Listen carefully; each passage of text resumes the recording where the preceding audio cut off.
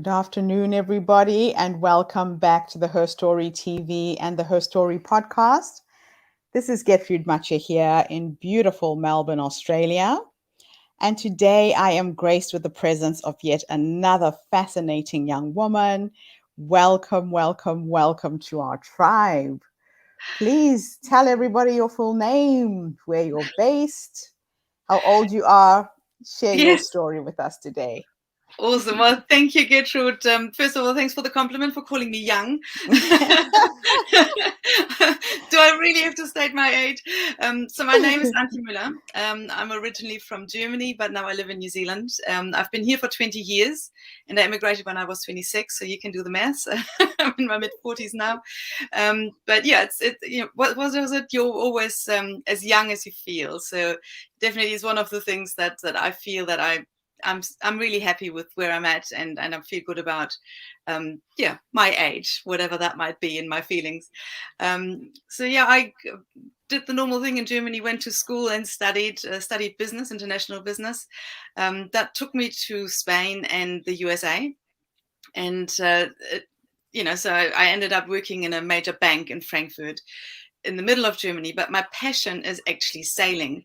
So that was a long way away from any significant water or ocean. And then I got the opportunity to go to New Zealand. I had traveled to New Zealand. It's all my parents' fault. They actually said, well, Angie, you have to see this lovely country. They got me into sailing. I've been sailing all my life with them, and then by myself also competitively. And they said, well, you have to see it. And I did fall in love with New Zealand and ended up coming here, as I said, about 20 years ago. So I went into employment again in New Zealand, and found it very interesting how long it took me. I thought I was very qualified, and I was fluent in English, and I thought it wouldn't be an issue, to find a job. But no, it's actually not that much of an advantage in New Zealand to speak languages. Like, everything's in English, and the major markets they work into are English, or languages I don't speak, like Chinese. So that was very interesting for me to actually find myself looking for jobs for a while. But that all went well. I ended up working, and then I had the opportunity to go even one better than just being in New Zealand. I got the idea to live in the Bay of Islands, which is, if you're a sailor, it's like the best place to live. It is just Wow. wonderful. Words fail me. So I got that opportunity, but didn't really have a work opportunity there. So I got into my own business, and I thought that getting a job here would have been easy, and it ended up being hard. And I thought starting my own business would be hard, but it ended up actually being a lot easier than I expected. In New Zealand, things are actually a lot easier in comparison to Germany, when it comes to creating your own business and running a business. So that was fantastic, and I created a bit of freedom for me to actually be able to live on my yacht. So I did a big refit. That was a huge learning curve as well. I'm actually not a person that is into the hands-on technical stuff. As you know, I'm used to sort of giving my boat to someone else to have it fixed, and then I sail it. Thank you. So that was a whole new experience again, actually, getting personal with a grinder and hacksaws and things like that. So that was very exciting, and that was 2.5 years. I had the boat up on land and worked on it, and then I thought, after all this time spending money and time on the boat, I actually decided to live on the boat. So that was the next huge step, and a wonderful experience. And that's what I do now. I live on my yacht, but I'm quite flexible. I also sometimes live on shore. I've got a wonderful partner, and we then share his place. So it's actually a wonderful way to be independent. And part of that independence is that I work online, so I can work where I like. So that's where I'm at now, and I'm really happy to share these opportunities with everyone, really, with the people around me, and especially women who want to find something else to do in life, or find a different way to Oh, wow. Now, let me jump in here. What a fascinating story. It's not every day that I get to meet a woman who is a sailor. So you have been in a very male-dominated world, very male-dominated environment. How does that unfold for you, being in New Zealand, working in this arena for a start?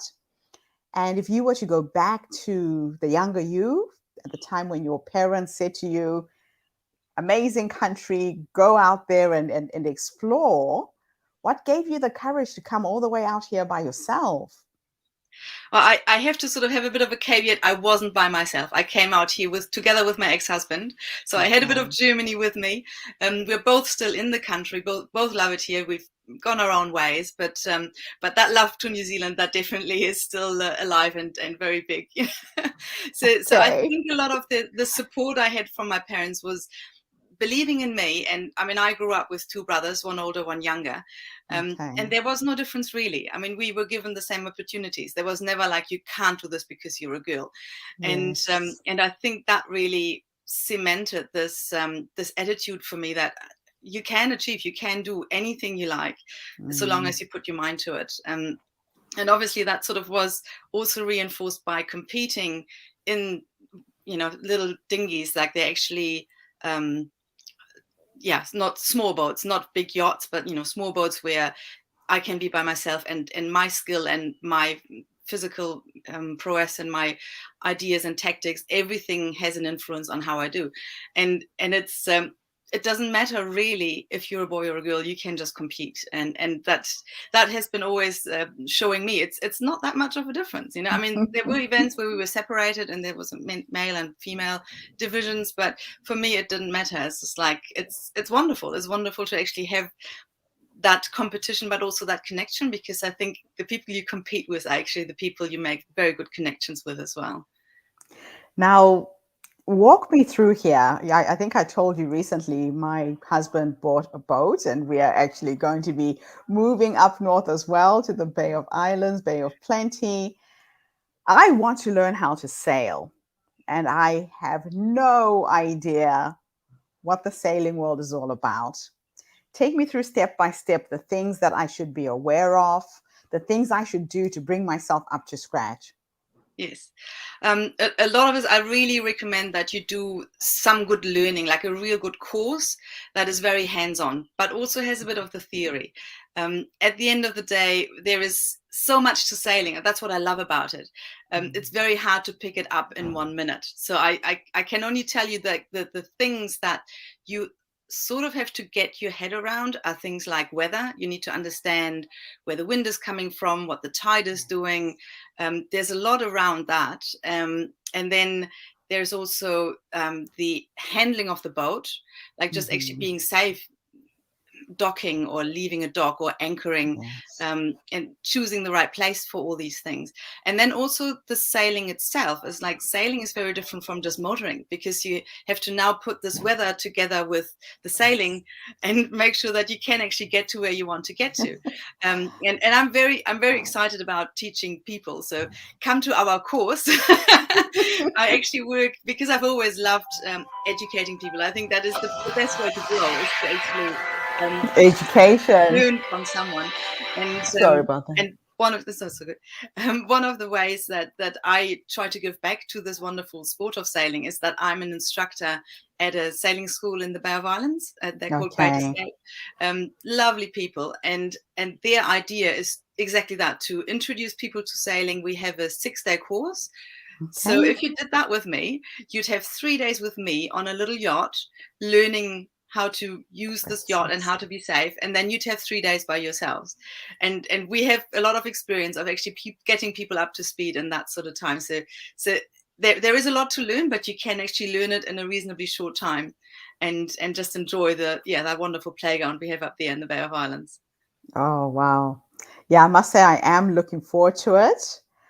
There's so much to be learned, though, so many elements to becoming a sailor. It's not just as straightforward as one would think. Now, you are really lucky in that you have this passion project on the side, but you also have an online business. So it gives you that flexibility to do what you love, but to help other people as well. Let's talk about the other side of you. I know that you have a fascinating story that kind of led you on this path, something you did for yourself first, and now you're teaching others. Take us Yes. into that story a little bit. And it's probably very similar to my sailing story, in that I found something that I really enjoyed, and that worked really well for me, and I thought, oh well, other people need to know about this, just like Mhm. sailing teaches you a lot about life and living. So this Yes. business actually led me to a interestingly, to a product that helped me lose a lot of weight. So the way that Okay. worked for me is, see, this is always internet connected. I was on my way to a regatta, but we were doing a holiday before that. Mm-hmm. And back then I was rather chubby, like not, you know, too big, but still sort of at the upper limit of the little dinghy that I was sailing. Like if I was going to gain any more weight, I just wouldn't be doing very well in that Right. regatta that I was going to, which was actually the New Zealand Championship down in Christchurch. And so we decided to have this little holiday beforehand, traveling all the way down from the Bay of Islands and all that kind of carry on. And I was like, well, if I now go on and eat pies and muffins every time we stop somewhere, I will be sinking that little boat, right? so there was this product that is actually a shake and meal replacement. Right. And I thought, well, I'll just take that so I have an option if I do not want the pie, if I think the pie is just one pie too much for today. Yes. And so I did that. And, we still had a wonderful time and had wonderful meals with friends. And, it's not that I was trying to hold back. It was just like I didn't want to gain any more weight, right? Yeah. So we got there. I sailed the regatta. I may say I actually won it. So I was very happy with that. Congratulations. It was wonderful. I mean, this is a few years ago now, but it was a wonderful event. We got home and I, sort of went on the scales, ended up seeing that I had lost 6 kilos. So this was sort of without trying, right? I had lost 6 kilos. I was like, this is nice. And so we got together with a group and developed a weight loss course around it that is very much about good nutrition, and just smart nutrition. So what you can do with, sort of just changing this for that without really completely, changing how you eat. So just making small changes that you think you can really sustain. Right. And that is the how we sort of structure the school. So what I do now, because I was so excited about losing this weight. I mean, I ended up losing 13 kilos, and this is about 11 years ago now, and I kept it off. I mean, that is really that is the big thing, is just like keeping the weight off, because it was small changes that I really felt I could do and just keep doing. So that's what I'm trying to pass on now. So we have this 12-week course that we call Slimming for Life. It's slimmingforlife.online. And and that's what I do to actually help people get into good health and maybe lose a bit of weight. It's amazing how sometimes we can be very unconscious about how we eat and what we eat. Yeah. And it sounds to me you've really helped people just be aware of what you're putting in your mouth and just reprogramming that. You're not saying don't eat, because a lot of these weight loss programs don't work because, one, either you're starving yourself or you're depriving yourself from eating the things that you love. But just being a little bit more conscious of maybe quantities, what it is that's going down the hatch has made a big difference for you, right? Yeah, especially being smart about it, like understanding how does the body react to certain foods. Some foods make you feel fuller, some foods make you crave sweet things. It's just like you don't want to eat the stuff that makes you crave sweet things, because we all know what happens then. and allow for your appetite and your what you really enjoy, like that is important. I mean, I love chocolate. so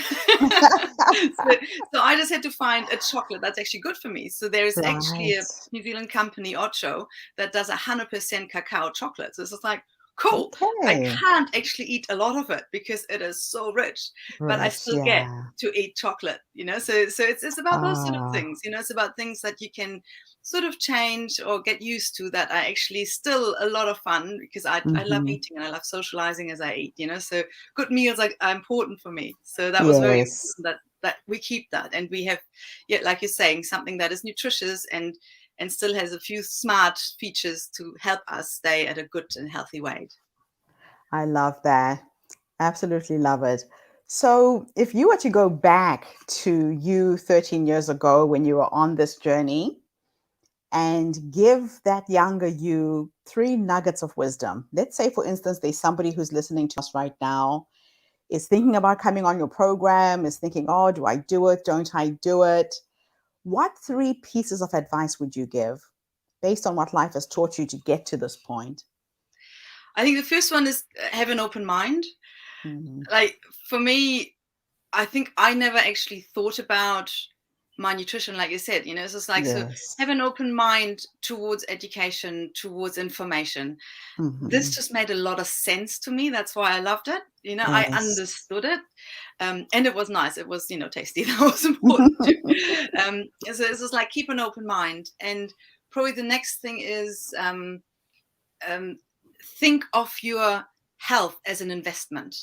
Okay. Don't wait until you are actually sick, because you Yeah. probably already know that if you are not eating well, or if you are overweight, then there are health risks. And Mhm. don't wait until you get sick. There is something that you could and should be doing to keep you as healthy as possible. So you know what I like to say: to die young as late as possible. Yeah, I love that. And your health is your wealth. A lot of times we wait until we're at that point where everything's gone downhill. Yet there's certain things you could have done in advance to preempt things going downhill. That is Yes. awesome. Yeah, and that is what I'm very much about. It's just like, think about your well-being, and think about, there are a lot of things you can do. And it's Yes. we are one entire being. We're not just the food we eat. We're also the thoughts we think, the words we say. There is a lot to it that influences us. And I think the third nugget, because you asked me for three, I only had two this far. I think the third Yes. one would be kind to yourself. Talk nicely to yourself. Say, I Mm. am gorgeous. I love this body. I love my life. I love the people around me, and spend more time with the things that, the people that make you feel good. This is why I do so much sailing, because it makes me feel good, and it makes me be a good person, because I pass on this passion. So I think that it's very important to know where you are happy and where you're Yes. passionate. Yeah. And that inner dialogue, I think we are our worst own critics.